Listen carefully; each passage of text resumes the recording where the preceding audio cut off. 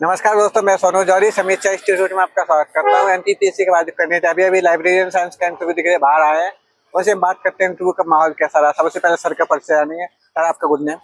मेरा नाम दिव्यांश कुमार साहू है। मैं सागर मध्य प्रदेश से। कैसा रहा सर आपका इंटरव्यू? इंटरव्यू ठीक रहा। उनने कुछ क्वेश्चन जो थे वो हॉबी से उठा के इन डेप्थ में चले गए थे। जैसे मैंने लिखा था कि मुझे अध्यात्म के बारे में पढ़ना पसंद है, तो अध्यात्म में वो जो करंट से रिलेट करने लगे कि अभी कौन सी प्रतिमा का अनावरण हुआ है, स्टैचू ऑफ इक्वालिटी बताओ, स्टैचू ऑफ यूनिटी बताओ, ऐसे करके सबसे पहले अध्यात्म में गए।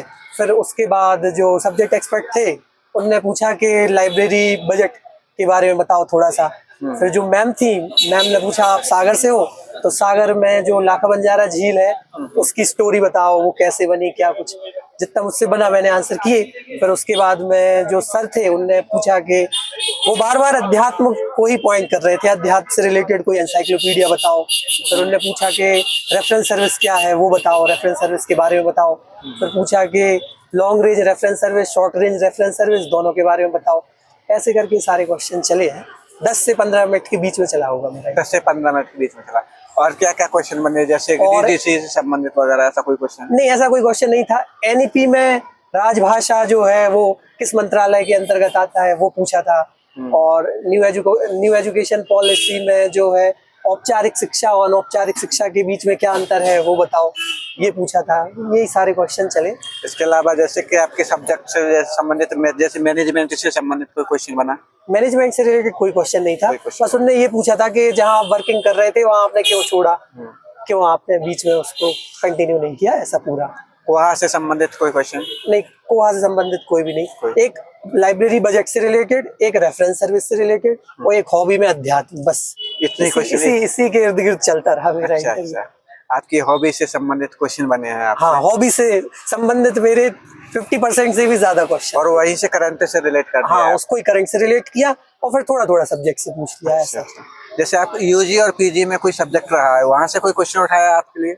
नहीं, यूजी पीजी से तो कोई क्वेश्चन नहीं उठाया। कोई क्वेश्चन नहीं उठाया। और कोई क्वेश्चन जो आपको याद आ रहा हो?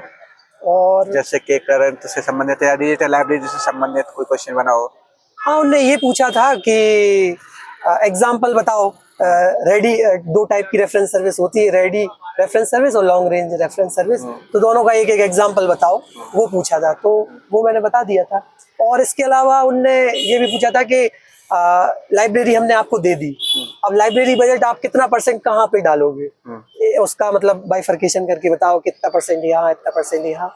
ये इन डेप्थ में पूछा था। और मैम ने बाकी जो जनरल क्वेश्चन थे वो पूछे, ज्यादा सब्जेक्ट में नहीं गई। बाकी राजेश सर ने पूछा था, मेहरा सर ने। इसके अलावा जैसे डिजिटल लाइब्रेरी से संबंधित कोई और कोई क्वेश्चन बना? नहीं, और कोई क्वेश्चन नहीं था। आने वाले अभ्यर्थियों के लिए कुछ सुझाव देंगे सर? आने वाले अभ्यर्थियों के लिए यही सुझाव है कि एक एक जो चीज आप लिख रहे हैं उसमें वो उसके बारे में इन डेप्थ पढ़ के आइए, क्योंकि कहाँ से कहाँ चला जाए इंटरव्यू कोई भरोसा नहीं है। बाकी सब्जेक्ट से तो वही लिमिटेड चीजें हैं, वही पूछेंगे वो। बहुत बहुत धन्यवाद सर हमारे साथ जुड़ने के लिए। आपको बहुत बहुत शुभकामनाएं। Thank you so much sir. Thank you.